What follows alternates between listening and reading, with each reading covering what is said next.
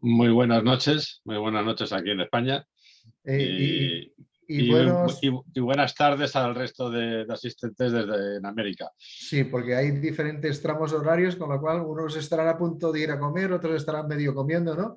Esto de no Sí. verlos físicamente, pues bueno, también tiene su parte. Pues, Eric, si te parece, te voy a presentar para que aproveches tus 45 minutos para que nos hagas tu exposición del interesante tema que nos has preparado, ¿no? Eric de Pablo Martínez es físico por la Universidad Autónoma de Madrid y PDD por el IES. Así que hasta ahora hemos tenido informáticos, ahora tenemos un físico, que también es una visión muy interesante. De hecho, yo cuando había sido informático, que había estado en Caja de Cataluña, tenía compañeros y programadores que venían de física y además tenían una mente brillante. Así que seguro que Es vas a que hacer una exposición fantástica, ¿no? los físicos valemos para todo, dice. Y yo creo que en realidad no valemos para nada. Oh, por supuesto que sí, ¿no? Tienes una dilatada experiencia en procesos industriales y en sistemas de información. Has desarrollado durante 40 años en la industria del petróleo en España y en Sudamérica. Está focalizado en la auditoría de sistemas en entornos industriales y de negocio e interesado en los nuevos riesgos tecnológicos, ciberseguridad, infraestructuras críticas, detección y prevención del fraude, el Internet of Things, blockchain, inteligencia artificial, Big Data, ¿qué te dejas? ¿Te interesa todo, no, Eric? Si te cuento mi historia profesional, no tiramos aquí mucho tiempo, así que Bueno, es pues, resultado de muchos años de profesión, no es otra cosa. pues No es más. será otro día, pero esta charla me gustaría tener a Eric. Ha sido durante 6 años director de investigación de ISACA Madrid, habiendo expuesto temáticas relacionadas con los temas mencionados en múltiples eventos, congresos y seminarios. Socio director de la empresa de auditoría de sistemas Rutilus, posee las certificaciones CISA y CERRISC. Y Eric, muy bienvenido y todo tuyo. Muchísimas gracias, Gracias por la presentación, ha sido muy amable, muchas gracias. por supuesto. Bueno, vamos a ver si consigo compartir la presentación que tengo aquí. Disculpadme un segundo.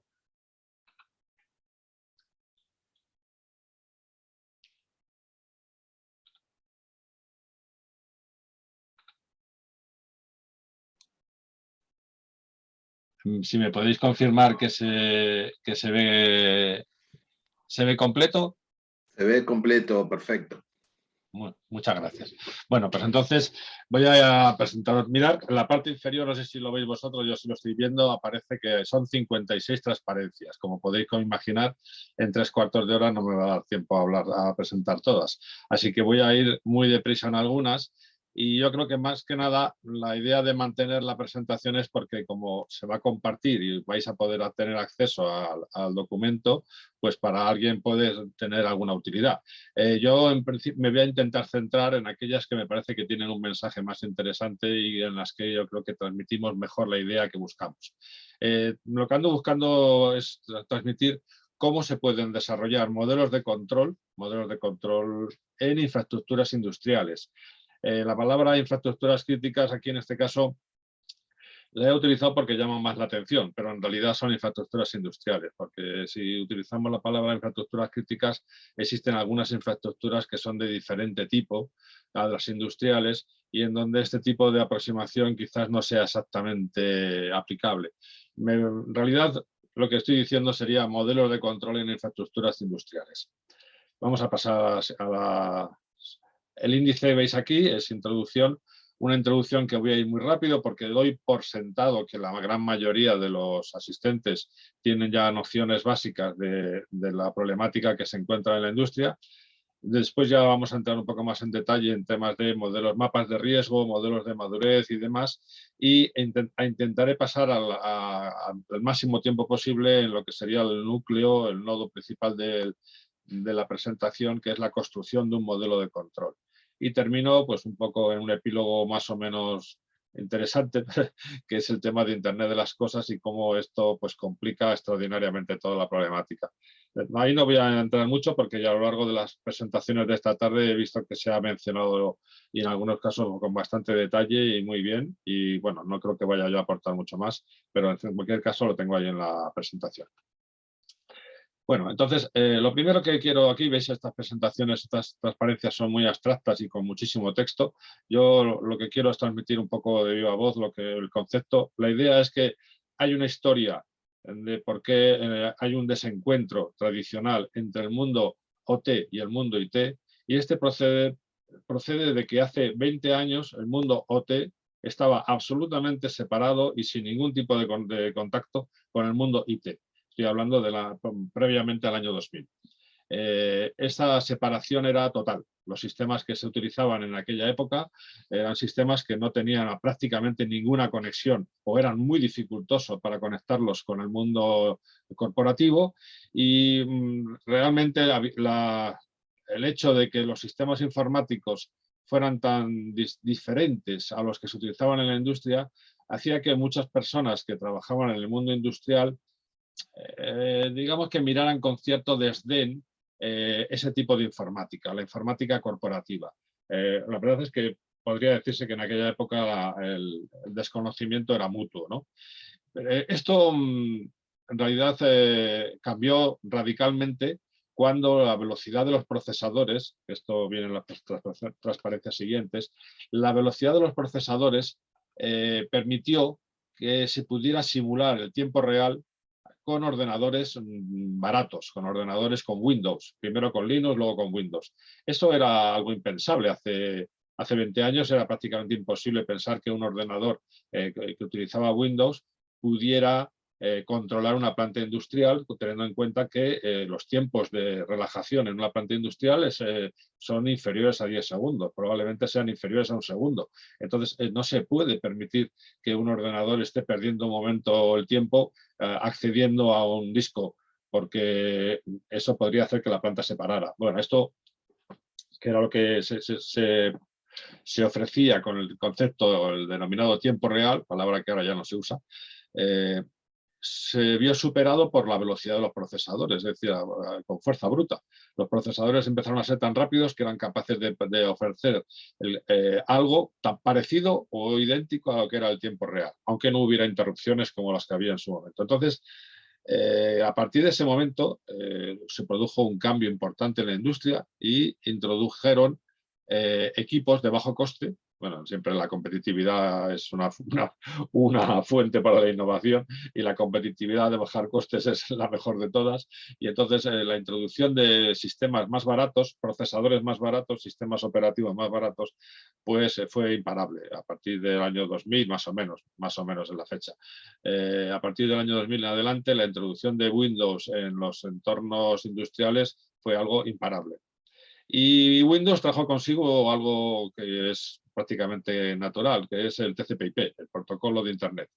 En el momento en que TCP/IP sustituyó a las antiguas redes propietarias de los proveedores industriales, a partir de ese momento los entornos industrial y corporativo quedaron conectados. Esto lo veremos después en otra transparencia más adelante, pero ese es digamos, la génesis de por qué hubo un antes y un después, en donde antes los dos entornos estaban totalmente separados y con cierta desconfianza, podríamos decir que de espaldas unos a otros, y a partir de esa época de principio de la década del 2000, pues empezaron las conexiones y empezó aquello a transferirse datos de un lado a otro y empezó a llegar el plan de producción y cuáles son las existencias y todo ese tipo de información empezó a fluir de una manera muy sencilla de un lado a otro, pero trajo como consecuencia problemas de ciberseguridad.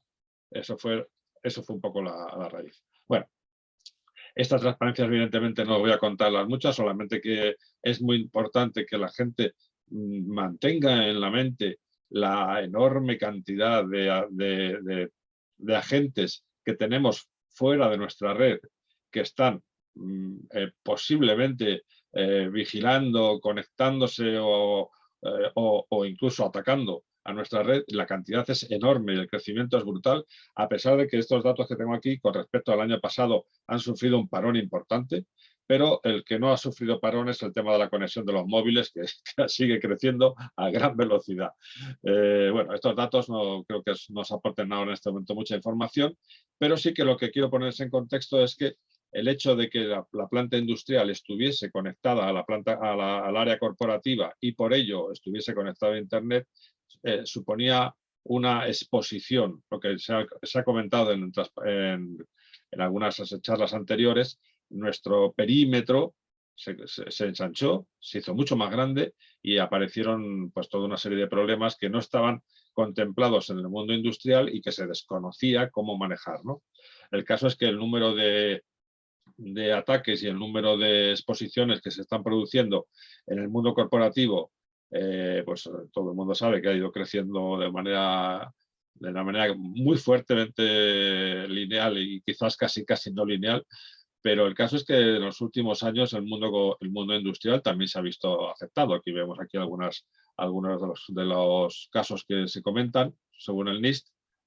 Hay un ejemplo, realmente lo presento un poco por curiosidad. Hace pocos años hice una presentación de esta temática a unos industriales y que, bueno, pues me planteaban que no veían realmente cuál era el problema que podía existir, ¿no? Como decía antes un compañero antes, no creo que aquí a mí me vayan a atacar porque no tengo nada que ocultar. Bueno, les enseñé cómo un simple escaneo con SODAN, que aquí veis aquí, este fue el que les presenté, concretamente veía que a casi todos los que estaban presentes en la sala tenían equipos que estaban visibles en Internet y en los cuales se podía acceder en algunos casos incluso hasta con la password. La verdad es que fue bastante llamativo la respuesta que tuve, aunque en este momento todavía dudo de que hayan tomado las medidas que yo creo que hay que tomar. Probablemente solamente tomaron algunas, ¿no? Desgraciadamente. Bueno, estas son transparencias que se suelen colocar sobre todo la cantidad de casos que últimamente se están dando en el mundo y demás. Esta, por ejemplo, es de este año, de Kaspersky, el compañero que ha presentado antes. Y podéis ver aquí en el mapa de la izquierda el porcentaje de equipos ICS, son equipos industriales, equipos ICS en las que se bloquearon objetos maliciosos, es decir, que se han detectado. Esto no quiere decir que los ataques hayan prosperado, sino que se han detectado ataques en equipos ICS y han sido detectados por el software de esta compañía, ¿no?, que he mencionado. Bueno, pues podéis ver toda la parte de América y en la parte de España, que no son los países más atacados, o hay países mucho más atacados, pero que, en fin, tampoco estamos libres de ataques. Y aquí se ve, por ejemplo, que en el sur de Europa, en concreto en Italia, en España, Grecia y demás, hay muchos ataques que se producen como es habitual, a través de archivos adjuntos en correos electrónicos. Uno se plantearía, en una planta industrial los correos electrónicos no deberían de circular por la red, ¿no? Desgraciadamente sí circula. Desgraciadamente sí. Bueno, el tema de ransomware se ha mencionado hoy, no vamos a volver a entrar con ello, ni en algunos casos. Los incidentes que estamos detectando en el mundo industrial, como antes he mencionado, están creciendo de una manera importante. Estos son los reportes del CERT en España. Y cuáles son los ataques a los sectores más estratégicos. Esa transparencia me resulta especialmente interesante. Esta es la tabla que presenta todos los años el World Economic Forum sobre los riesgos globales. En los últimos años, el riesgo de ciberseguridad ha estado siempre en el cuadrante superior derecho, siempre. En algunos años ha sido el más importante. Está claro que este año le han superado otros que tienen que ver con el tema del medio ambiente y el tema de las enfermedades, ¿no? Las enfermedades infecciosas, que como no podía ser de otra manera este año, aparece aquí arriba. Bueno, sin embargo, lo que son los fallos relacionados con ciberseguridad se encuentran prácticamente en la misma posición que estaba el año pasado, el anterior y demás. Es decir, es muy importante este concepto porque si desde un punto de vista de una organización internacional se plantea que los fallos, los problemas relacionados con ciberseguridad son de los 10 problemas más importantes que tiene la humanidad, hay una reflexión que me gustaría transmitir y que es el hecho de que luego lo vamos a ver, cuando las compañías hacen los análisis de riesgos, sorprendentemente, el riesgo de ciberseguridad no está entre los 10 primeros. Normalmente aparece como mucho entre los 20 primeros. Y es una cosa sorprendente porque eso no cuadra con el hecho de que a nivel internacional la ciberseguridad es un aspecto muy importante y sin embargo las compañías tienden a apantallar ese problema y a reducir su importancia. Es muy llamativo cómo el impacto de la ciberseguridad en las compañías, es decir, la pérdida esperada a 5 años, por ejemplo, supone un porcentaje relativamente bajo de lo que serían las ventas de la compañía. Y aparecen unas cifras que a mí me llama la atención y me sorprenden. Y me ha dado pie a hacer todo un análisis, que luego presentaré un poco, sobre cómo los análisis de riesgos pueden estar sesgados en el mundo de la ciberseguridad. Eso lo vamos a ver luego. Bien, entonces, bueno, los agentes de las amenazas, como todos habéis oído en las presentaciones anteriores, pues pueden ser estados, crímenes organizados, ciberactivismos, grupos terroristas, los propios investigadores particulares, actores internos dentro de la compañía y otras organizaciones. Bueno, esto es un clásico, esto no presentamos ninguna novedad, pero para este año 2021, sin embargo, las previsiones sí que es interesante tenerlas en cuenta. Las dos más importantes que aparecen aquí son más ataques a la cadena de suministro. Y efectivamente este año hemos empezado el año bastante mal con todo el tema de SolarWinds y SonicWall. Y luego pues hemos tenido muchos ataques de gama alta en los móviles. Habréis visto, por ejemplo, que en las últimas semanas ha habido bastantes actualizaciones, en concreto esta semana pasada la actualización del iOS 15 por un problema de seguridad muy importante. Si alguien pensaba que Apple no tenía problemas de ciberseguridad, creo que se habrá dado cuenta de que ahora mismo, conforme va creciendo la base operativa, merece la pena desarrollar ataques contra Apple y efectivamente hay un montón. Ahora mismo, si podemos mirar, todas las semanas me aparece un mensaje de que hay un zero day relacionado con iOS. La verdad es que es llamativo, ¿no? Bueno, acceso a perfiles web, criptografía, en fin, estos son un poco los tipos de ataques que estaban previstos para este año 2021. El incidente SolarWinds no lo voy a mencionar en detalle, solamente lo dejo aquí por si alguien quiere tenerlo como referencia para buscar, pero el incidente SolarWinds, sin embargo, debería hacernos reflexionar. Es un incidente donde lo primero es que la compañía que lo detectó, FireEye, es una compañía muy reputada, tuvo la sangre fría de comunicarlo a los pocos días, muy pocos días de haberlo detectado. Muy pocos días, en realidad creo que recordar que fueron 5 días después. Y a partir de que comunicó ese problema que había tenido, de que le habían robado herramientas especiales de Red Team, a partir de eso fue por lo que se pudo descubrir que la empresa SolarWinds había caído con esas herramientas, había caído y había recibido un malware que le había provocado un problema y que llevaba además ya mucho tiempo funcionando ese problema. Y que fue un ataque bastante complicado porque hasta ahora no había muchas evidencias de un ataque a la cadena de suministro. Es decir, una empresa en la cual tenemos nosotros confianza, que nos envía periódicamente actualizaciones, que nosotros instalamos a ciegas porque damos por seguro que están bien y a través de esas actualizaciones nos entra un software malicioso que nos puede atacar. Bueno, eso es un caso interesante de malicia, pero el caso es que ese software no se detectó hasta mucho después, gracias a que FireEye comunicó que había sido atacado. Esto es interesante porque la tendencia natural de las compañías y sobre todo las compañías industriales es hasta ahora está cambiando, ha sido la de ocultar los ataques que recibían. Este ataque no lo voy a contar más en detalle, tuvo muchísima repercusión y hay muchas empresas que fueron afectadas por ese ataque, aunque lo bueno que tuvo ese ataque es que al parecer no provocaba desastres, sino que parecía que estaba orientado más que nada al robo de información. Pero claro, teniendo en cuenta que había alcanzado incluso al Departamento de Energía de Estados Unidos, que gobierna los reactores, los misiles nucleares, pues no tiene mucha gracia, claro. Bueno. Hay otro que nos afecta todavía mucho más al mundo industrial, que es el tema de Colonial Pipeline. Es un incidente que también se ha mencionado a lo largo de esta tarde y mañana en América.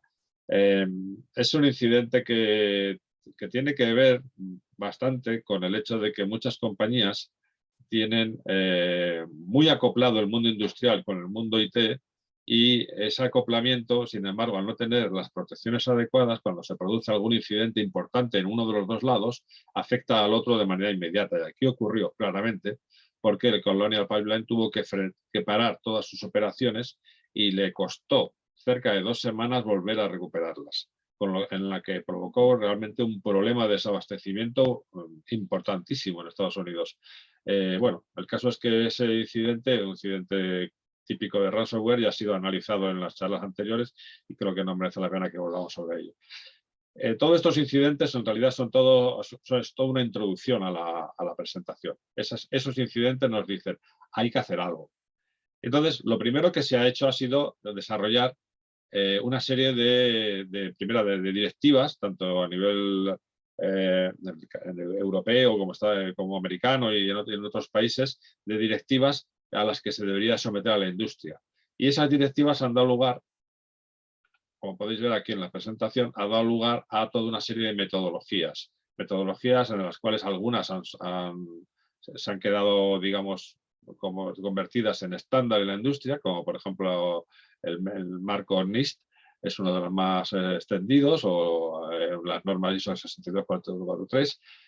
Son normas que han ido apareciendo a raíz de las instrucciones que los estados o las organizaciones internacionales han exigido a la industria que se hiciera, ¿no? Para poder dar una respuesta a este tipo de incidentes. A partir de estas metodologías se han desarrollado pues, una serie de planes de actuación y demás. Bueno, vamos a pasar a ver el tema de los modelos de madurez y mapas de riesgos. El tema de los modelos de madurez tiene que ver con el hecho de que cuando existe algún tipo de problema en una compañía, lo habitual es que alguien tome una instrucción, dé una instrucción de decir, bueno, tú te encargas de analizar esto y tú con lo que las conclusiones que llegue tú te encargas de que se ponga en marcha.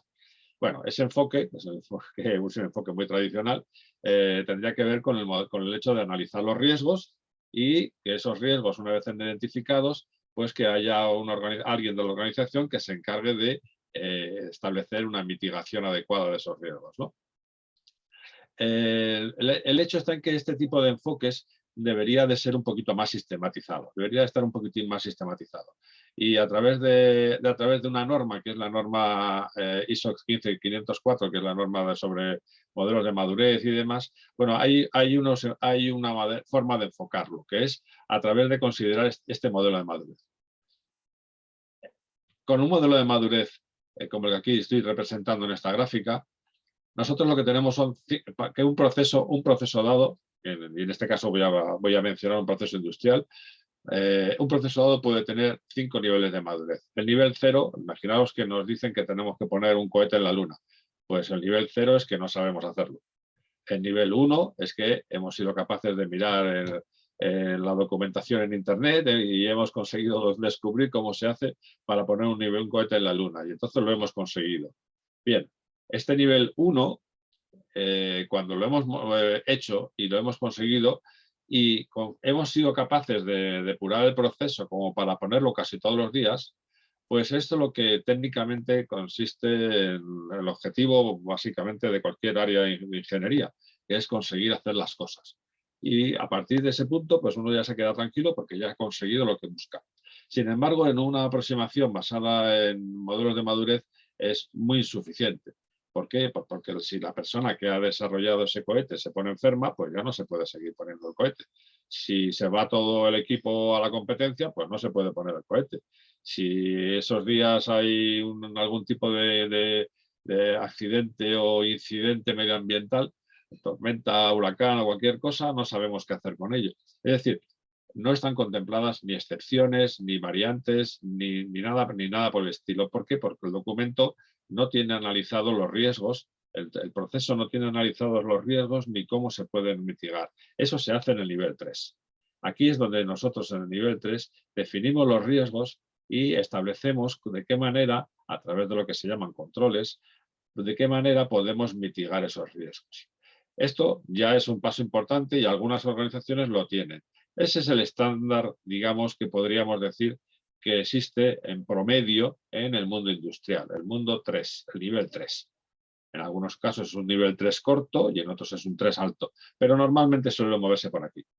Cuando los controles que están ya implantados se revisan y se revisan con una determinada frecuencia y lo hace el área de auditoría y demás, en el área industrial, cosa que es rarísimo que ocurra, porque la auditoría no suele entrar en el área industrial, en ese momento estaríamos en el nivel 4.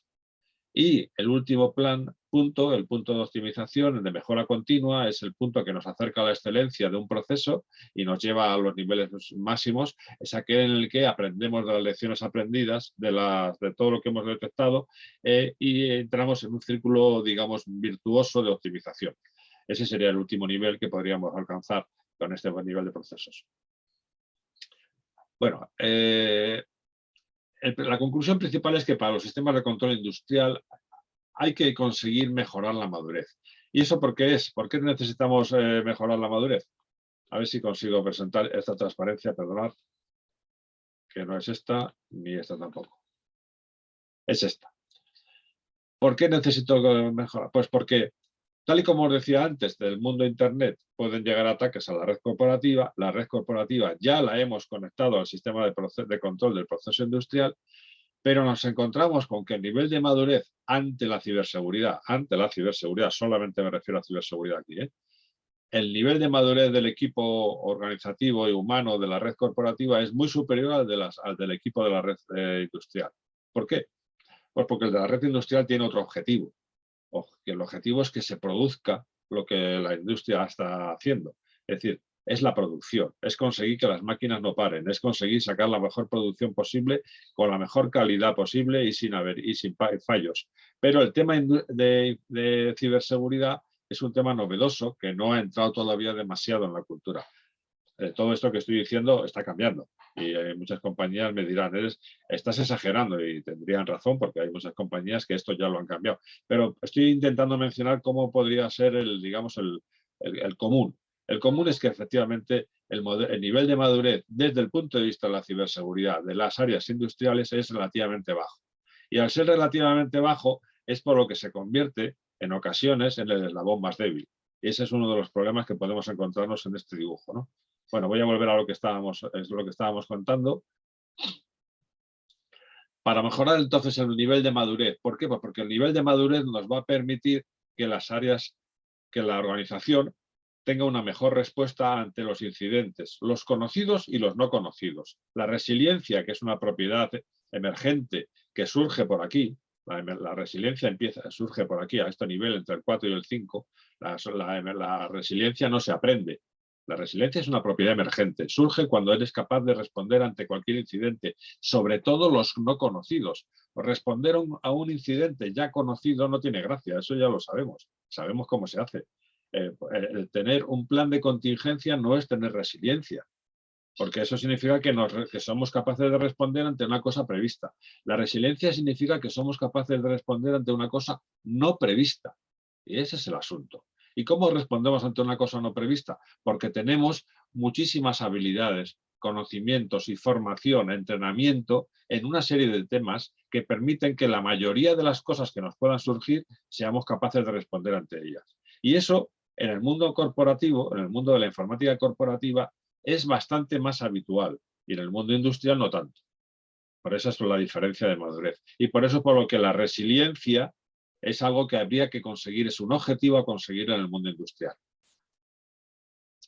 Bueno, entonces, estábamos mencionando el tema de los riesgos y decíamos que los riesgos, bueno, ¿qué pasa con los riesgos? Los riesgos tienen un problema, y sobre todo un problema en el mundo industrial, más que nada en el mundo industrial.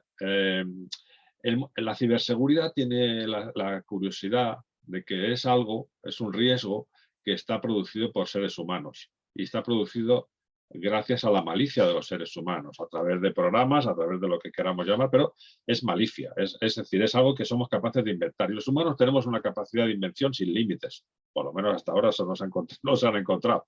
El caso es que lo que somos capaces de hacer hoy en día, desde el punto de vista de ciberseguridad, hace 4 años no lo hubiéramos sido capaces de adivinar.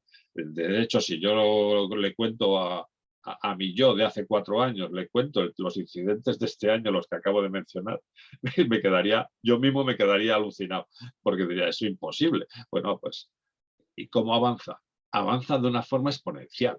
Ese es el problema. No es una forma lineal. La complejidad, el número de atacantes, el número de personas involucradas, la profesionalización, la persistencia, es algo creciente. ¿Y qué es lo que ocurre? Pues que nosotros aplicamos modelos de riesgo basados en la historia. No existe historia sobre el ataque a la cadena de suministro. No hay. Se ha producido este año. Nos fijamos en la historia. Y si no somos capaces de ver en la historia algo, modelamos y proyectamos al futuro de manera lineal. Es decir, la probabilidad de que algo ocurra dentro de 5 años es 5 veces la probabilidad de que ocurra este año. Y eso no es verdad. Eso puede ocurrir cuando una tubería se oxida. Se oxida mucho más en 5 años que en un año. La probabilidad de que haya un incidente producido por un grupo de personas que tienen un escape o tienen con una soldadura provocan un incendio, pues es lineal. Es decir, 5 veces más ocurrirá en 5 años que en un año. Pero el caso es que la ciberseguridad no es así. Lo que puede ocurrir dentro de un año es imprevisible, dentro de 2 es imprevisible, dentro de 3 es mucho más imprevisible.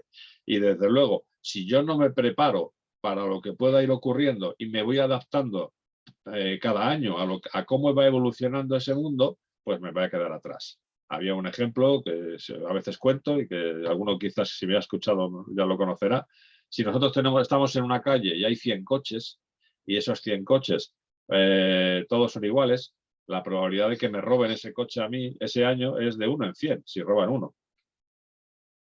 Si yo no hago nada y sigo igual, y el año que viene todos los vehículos ponen una barra de seguridad para evitar el robo, menos yo, la probabilidad de que me roben a mí sube bastante. Si dentro de 2 años no solamente ponen una barra, sino que además ponen un sistema de detección por infrarrojos y demás para ver que alguien ha podido entrar dentro del vehículo y cosas por el estilo, con una alarma que suena muchísimo y todo esto, la probabilidad de que me roben a mí, que no he puesto nada, sube muchísimo, hasta el punto de que seguramente a los 3 años yo sea el seguro que me roban a mí. Bueno, esa situación, ¿qué significa? Pues que si va cambiando el entorno y el entorno se va haciendo cada vez más agresivo y yo tengo un plan lineal de que pienso que las cosas van a seguir con una cadencia lineal, lo que va a ocurrir es que el problema y yo nos vamos a separar. Nos vamos a ir separando. ¿Y eso es importante? Pues sí, porque hay que transmitir a la alta dirección, desde el punto de vista de la organización, de las personas, de su formación y del presupuesto, que cada año tenemos que adaptarnos al nivel de agresividad que existe. Que no podemos hacer una previsión a 4 o a 3 años o a 5, depende de cómo se hagan los presupuestos, porque se me va a ir de las manos el tema. Voy a perder la pista. Y entonces, esto da lugar, por ejemplo, a que la mayoría de los analistas, bueno, esta última frase que veis aquí, digo, y pongo 2 interrogantes, porque yo no me fío para nada de que esta frase sea de Einstein. Einstein, yo soy físico y a Einstein le venero, y como podéis imaginar, y yo creo que le atribuyen tantas frases que no debió tener tiempo en su vida para hablar tanto. Pero bueno, en cualquier caso es una frase que resulta bastante interesante, ¿no? Que es que la humanidad no entiende la función exponencial. Y es verdad, ¿eh? No, ninguno entendemos la función exponencial en la práctica, en la vida diaria. Nosotros estamos preparados mentalmente para la linealidad y como mucho. Entonces, el caso es que cuando nosotros analizamos esto, pues la mayoría de la gente pues analiza que hay una posibilidad de que ocurra algo aquí y plantea que esto es lo normal, esta es la tónica normal. Pero el caso es que los cisnes negros que ocurren por esta zona, dentro de 3 años ya no van a estar aquí, van a estar aquí arriba.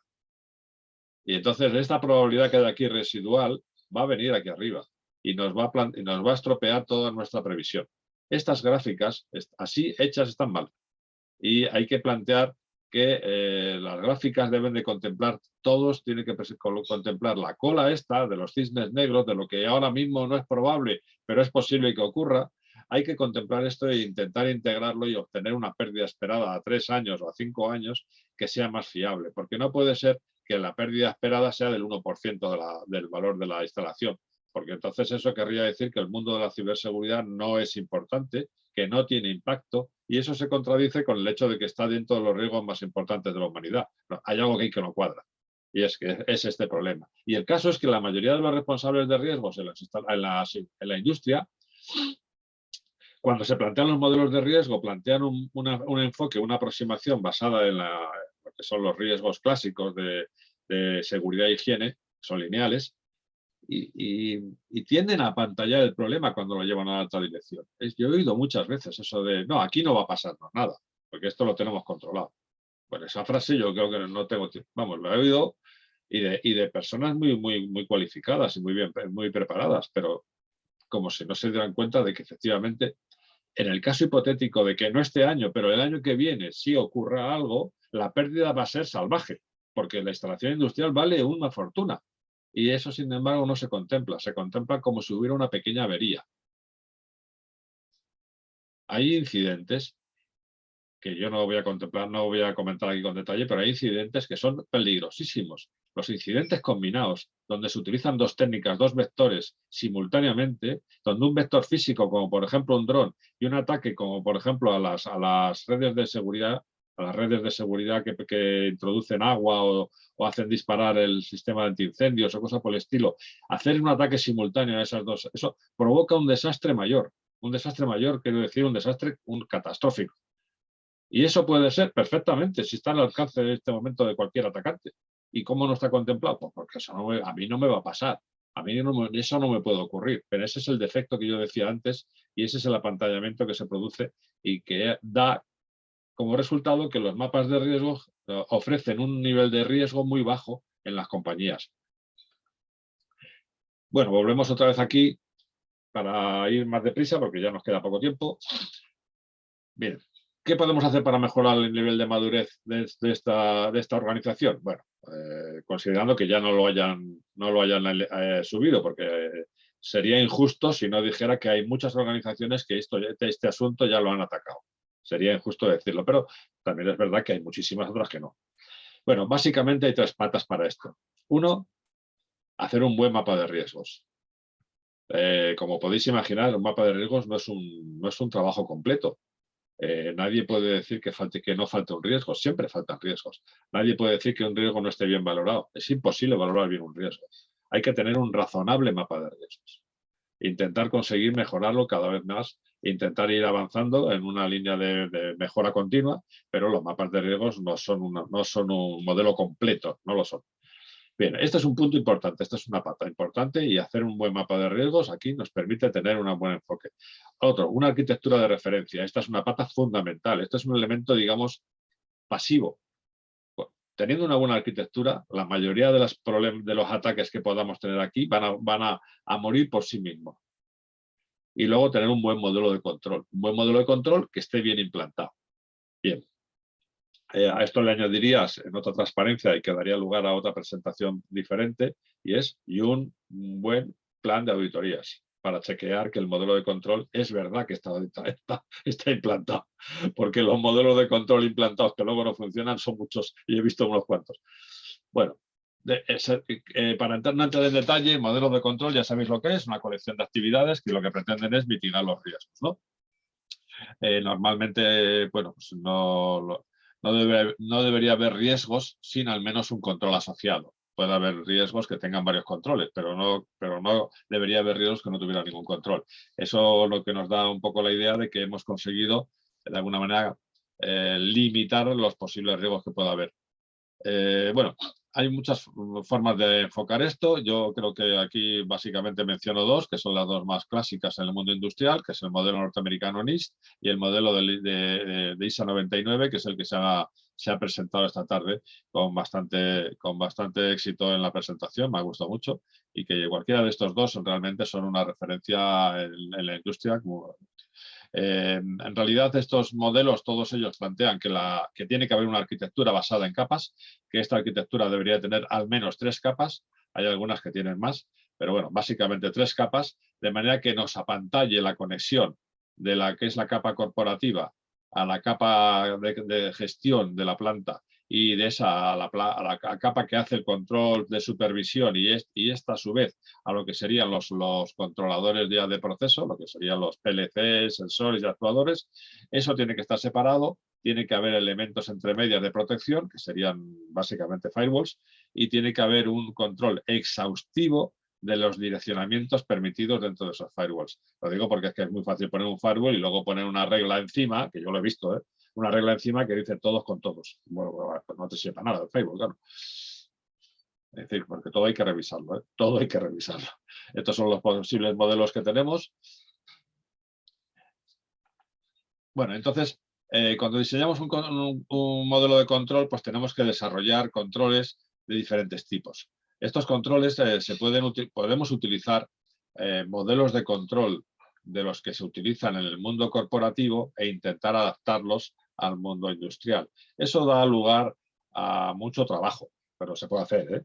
De hecho, yo lo he hecho en una ocasión, pero da mucho trabajo porque los controles no se trasplantan fácilmente. Hay muchos controles que no tienen un traslado inmediato. Por ejemplo, poner usuario y password al usuario que controla la pantalla de control de la planta, pues es muy fastidiado, porque cuando se va de turno y viene el siguiente, no podemos apagar el ordenador. Entonces, cambiar de sesión pues puede ser un problema importante, porque los sistemas de control no están para encenderlos y apagarlos y cosas por el estilo, ¿no? Hay que trasplantar los controles no es tarea trivial. Por eso, en ese sentido, el utilizar los modelos que he mencionado antes nos lo facilitan porque ya están más pensados. Pero en cualquier caso, tenemos que preparar controles de back office, que son los de normas y estándares. Estos son muy importantes y en el mundo industrial son fantásticos porque en el mundo industrial se respeta. Tiene un enfoque muy ingenieril y este tipo de cosas, normas y estándares, se respetan bastante. Luego, controles de configuración de equipo. Esto se respeta menos. Esto se respeta menos. Controles de configuración de equipos, controles de procedimientos, controles de actividad, controles de históricos y controles externalizados. Bueno, esos controles que hemos visto antes, aquí en la tabla, pues toda la colección de controles, por ejemplo, que presenta NIST, hay que desarrollarlos y hay que adaptarlos a la realidad de la planta concreta que estemos hablando. Cuando ya lo has hecho en una ocasión y te cambian de planta, ya te cuesta muy poco hacerlo, pero en cualquier caso hay que adaptarlos. No son de aplicación directa. Va a depender de cómo esté la planta, de cómo tenga la sala de control, de cómo estén las redes montadas y cómo estén activas. En cuanto a la implantación de los controles, hay que desarrollarlos, hay que hacer un equipo conjunto entre el grupo que está desarrollando los controles y el grupo que luego al final va a tener que gestionarlos, ¿no? Lo ideal, y esto da lugar a otra charla, lo ideal es intentar conseguir que en una planta industrial, perdón, en una organización industrial tuviésemos los tres niveles, las tres líneas de defensa, igual que tenemos en el mundo corporativo, según ha comentado hace un momento Marc. Que tuviéramos una primera línea de defensa que estaría, digamos, encargada de lo que son la operación y que tendría los controles que en ese momento los tendría que estar supervisando.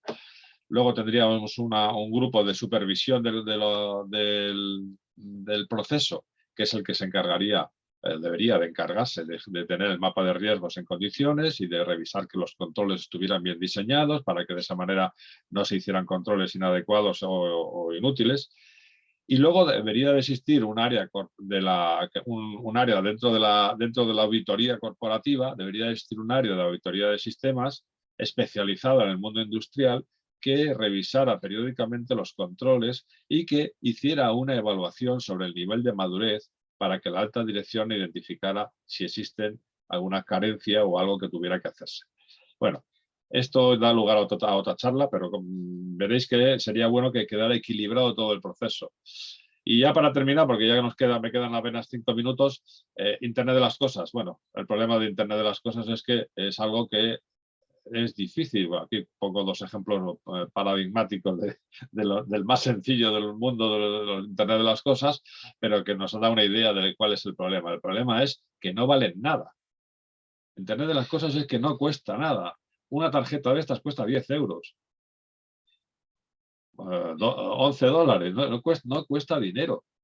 Y con otros 8 dólares más lo conectas a Internet. Entonces, claro, tú dices, no, yo voy a poner una remota en un sitio que va a controlar la presión y la temperatura. Y entonces pues llega un chico que acaba de salir de la universidad y te dice, eso se lo hago yo por $200. Y dice, no, hombre, nuestra empresa somos muy serios, nosotros nos gastamos aquí $10.000 para hacer esto.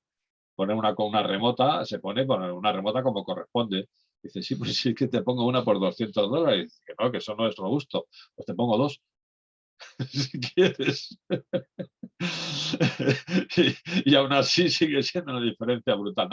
No, aparte de la broma, quiero decir que es algo imparable. El mundo de Internet de las cosas es algo imparable. Se está implantando por todas partes. En algunos casos, a partir de una aproximación, digamos, top-down, que sería gremial, el mundo del automóvil, el mundo farmacéutico y demás, desarrollan toda una tecnologías que van implantándose.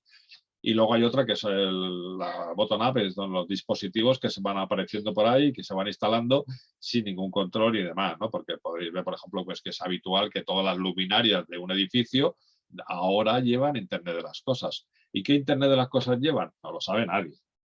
Tú preguntas qué dispositivo es y no tienen ni nombre, ni marca, ni sabes dónde se ha fabricado en China. Pero aparte de eso, poco más.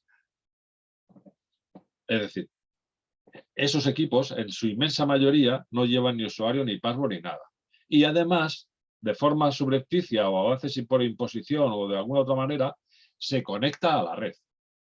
¿Y eso qué hace? Pues introduce muchísima más complejidad porque tenemos un montón de casos. Aquí veis, por ejemplo, las contraseñas utilizadas en los ataques de IoT. Las contraseñas, el 55% son 1, 2, 3, 4, 5, 6. Bueno, el hecho concreto es que estos dispositivos se convierten en receptores o emisores de ataques.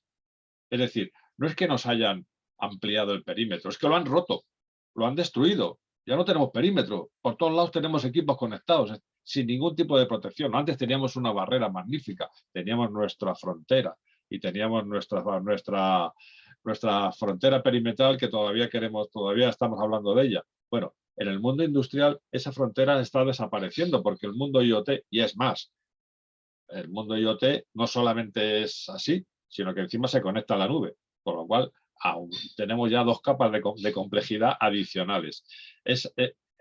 Vas a una compañía y le preguntas cuántos dispositivos IoT tienen y la mayoría de las veces te dicen ninguno. ¿Yo cómo voy a tener eso? Hasta que te pones a investigar y empiezan a aparecer. Y empiezan a aparecer como setas. Pues bueno, pues ese problema lo que nos hace revelar no es que no se conozca lo que tienen, es que no conocen el problema que tienen, que eso es lo malo. A mí que tengan muchos dispositivos IoT no me preocupa, pero lo que pasa es que estos dispositivos son un problema en sí mismo. Bueno, no voy a entrar más en detalle con esto porque el problema que tiene IoT es que suponemos que a medio plazo terminará por normalizarse. Hay problemas de normativa, que se está ahora desarrollando normativas. Hace poco se desarrolló la norma europea esta, pero yo conozco muy pocos equipos que en este momento que lleven esta norma implantada. Los que están en lo que antes llamaban la aproximación gremial, es posible que lleven una normativa de ciberseguridad, pero hay muchísimos dispositivos libres que hay por ahí, que están en las casas, que están en las ciudades, que están en muchos mundos, digamos, no ya industriales, sino quizás de todo tipo, mundo abierto, donde IoT es totalmente salvaje. Y ese es un problema que tendremos que atacar dentro de poco. Para el mundo industrial, el mundo IoT es un peligro añadido que tenemos que vigilar especialmente. Y este es un poco el final de la presentación. Quería dejar, pues son 21:46, es el tiempo que había acordado, por si hay alguna pregunta que consideréis, si todavía estáis despiertos aquí en España. No te oigo, Joan. Joan, no se te escucha, Joan.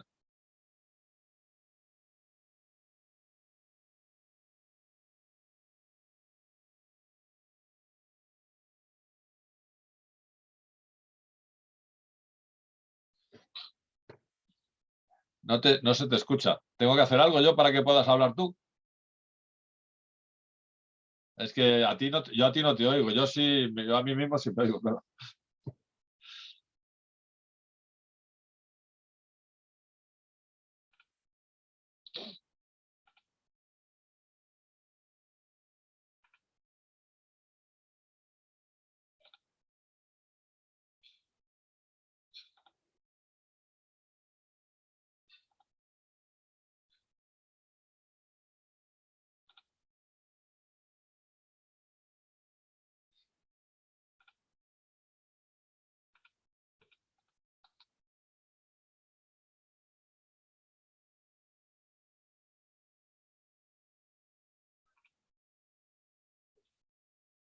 Bueno, yo puedo contestar si queréis al chat directamente, pero es que no te estoy escuchando, Joan. Bueno, pues vamos a contestar al chat. A ver, vamos a empezar por la primera. Aquí me habías puesto 10 minutos. Bueno, bueno, aquí hay una pregunta interesante. ¿Cómo aplica el modelo de control industrial considerando las nuevas tecnologías de la nube? Bueno, este es un punto, una pregunta muy interesante, es un punto complicado. Vamos a ver, las tecnologías de la nube efectivamente podrían ser una solución. De hecho, cuando hablamos de, por ejemplo, de remotas, es una tentación que una remota, además, un problema que lleva asociado es la conectividad. Entonces, resolverla a través de conectarnos con la nube puede ser una solución. De hecho, hay muchos proveedores en la nube que están dando para temas de IoT, están dando repositorios y demás. El problema está en el tema de seguridad. Tendríamos que estar seguros de que la empresa proveedora de servicios en la nube le aporta a esa capa la seguridad que nosotros necesitamos. Porque si no es así, si no conseguimos que esa compañía le aporte la seguridad, tenemos dos problemas. El problema de Internet de las cosas y el problema de la nube. ¿Somos capaces de gestionar la seguridad de la nube en el mundo corporativo? Más o menos bien.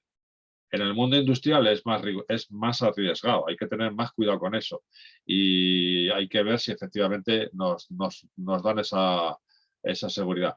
Yo conozco algunos entornos que dan soporte para almacenar la información y luego ir a visitarla y poderla descargar en los entornos centralizados, que dan seguridad y que desacoplan el dispositivo de Internet de las cosas de nuestro entorno de control. Si los tiempos de relajación del sistema lo permiten, es decir, si por ejemplo podemos permitirnos revisarlo cada minuto, pues eso es una buena solución, porque al desacoplarlo no existe la posibilidad de que circule información maliciosa de un lado a otro, sino que veríamos los números desnudos, no tendríamos el tráfico. Esa es una solución, pero claro, hace falta saber si efectivamente el entorno permite desacoplarlo porque podamos revisarlo cada minuto, por ejemplo. Si tenemos que revisarlo, tenemos que tener acceso a los datos con mucha más velocidad, el asunto se complica. El crecimiento de las Smart Cities podría ser aquí hay antes. ¿Qué tan difícil es en el mundo industrial que la alta dirección apruebe el presupuesto para la implementación de controles para reducir riesgos de ciberseguridad? Bueno, la alta dirección yo creo que no le tiene manía ni al entorno corporativo ni al entorno industrial. El problema está en que tenemos que alimentarla con información que sea razonable, información digerida. Antes lo mencionaban, hay que elaborar la información y hay que dejarla, digamos, bien masticada para que pueda tomar una decisión adecuada. El problema que hay es que hay una tendencia natural que tenemos que romper entre los responsables de la planta industrial de apantallar el tema. Y esa tendencia, que no digo que ocurra en todos los casos, pero que es una de las tendencias naturales. ¿Por qué? Pues porque a ti te dicen, en tu planta puede haber una explosión y te contesta no. Pues porque si hubiera una explosión ya lo habría dicho yo antes. O porque si eso viene a significar que soy un mal jefe o un mal directivo. Bueno, pues si te preguntan eso con respecto a una explosión, si te preguntan sobre respecto a la ciberseguridad, la respuesta viene a ser parecida. ¿Puedes sufrir un ataque de ciberseguridad? No. Y ese es un problema clásico. Es el apantallamiento del problema, que el problema no se llega a mostrar a la alta dirección. Y yo pienso que lo que tienen que hacer los directivos de la planta industrial es transmitir con crudeza cuál es su nivel de madurez, para que de esa manera se ponga en remedio y se ponga no solamente remedio, sino presupuestos acordes. Porque el problema es un problema nuevo, no es un problema de toda la vida, es un problema de estos últimos años y no tienen la culpa, pero tiene que reconocerse que efectivamente hay una debilidad y esa debilidad, si no se ataca, será explotada antes o después. Siguiente pregunta es, ¿el crecimiento de las Smart Cities podría ser un problema de seguridad nacional? Pues sí, tienes toda la razón. No te voy a quitar la razón porque es así.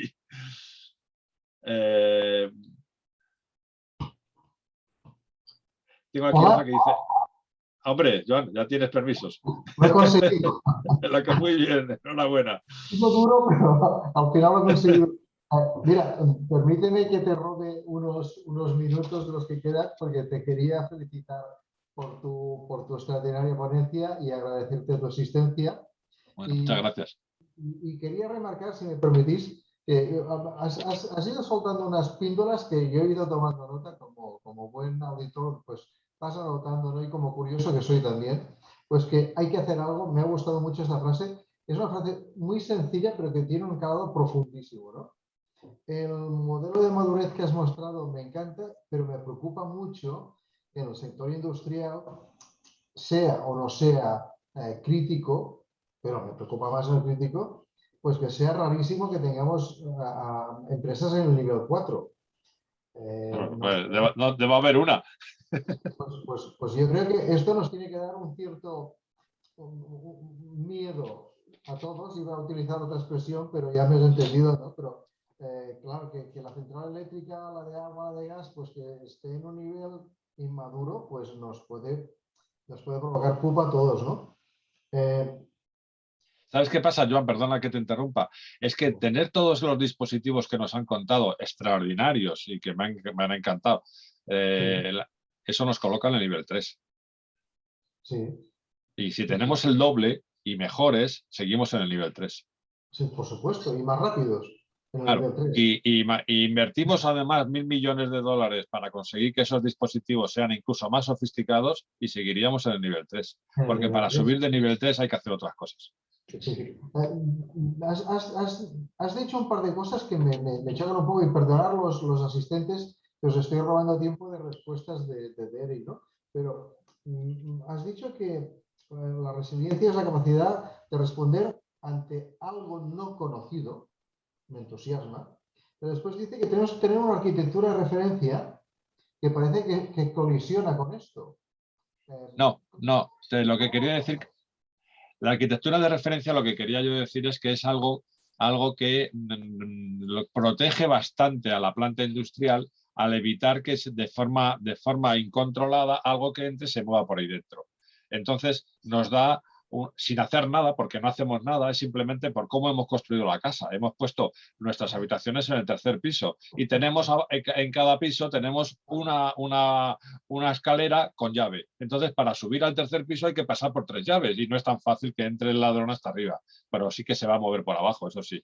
Entonces, y no estás haciendo nada, las puertas con llaves están ahí sin que tú tengas que hacer nada, están ahí puestas. Es decir, es una actividad, digamos, pasiva, entre comillas, porque hubo que hacerla en su momento. Es una actividad pasiva que no son controles anuales, sino que es una arquitectura que tenemos ahí, muy bonita, pero que nos está protegiendo. Y en ese sentido a eso me refería, que es una cosa que es muy útil. Y es que desgraciadamente me he encontrado lo contrario. Me he encontrado desastres de arquitecturas. Y entonces, pues claro, hay que empezar por ahí. No. De hecho, te he buscado las costillas expresamente y has sabido muy No, está bien. eso, ¿no? Pero era para que todos estuviésemos en el mismo release, ¿no? Y que muy acertada la respuesta, ¿no? Y ahora sí, vamos a ver la última pregunta que nos hace Héctor, porque ya el tiempo se nos tira encima y me gustaría poder despedirme de todas y todos, ¿no? Eric, en tu experiencia, ¿qué opinión tienes sobre la integración de la seguridad OT y IT? Bueno, voy a contestar a Héctor, buen amigo. La integración, bueno, es un proceso en el que estamos. Si lo tengo que decir en 2 palabras, pues está en curso. Si lo tengo que decir, si tengo que desarrollarlo más, no hay más remedio que terminemos por darle una integración que sea útil para todos. Pero los antecedentes no son buenos. Los antecedentes son que seguridad OT y seguridad IT han estado de espaldas. De hecho, por ejemplo, un problema para que veáis. La red es única y la topología de la red es única. Por muchos frenos que pongamos, la red es única. El TCP/IP se propaga con frenos porque tenemos firewalls, pero tenemos un protocolo que es único en toda la red. ¿Quién administra la red? Debería haber un único administrador que fuera el responsable de todas las listas de accesos de todos los firewalls, ¿no? Bueno, pues no hay un único administrador. Hay uno en OT y otro en IT. ¿Cuándo vamos a conseguir que haya un único administrador en la red corporativa e industrial? Pues no sé, pero eso será un síntoma de que efectivamente la integración ya está más madura. Muy bien, pues creo que con esta respuesta, pues agradecer tu intervención, aplaudirte también porque a falta de público, pues pues, y del calor humano, pues que te des Te agradezco mucho, pero me he sentido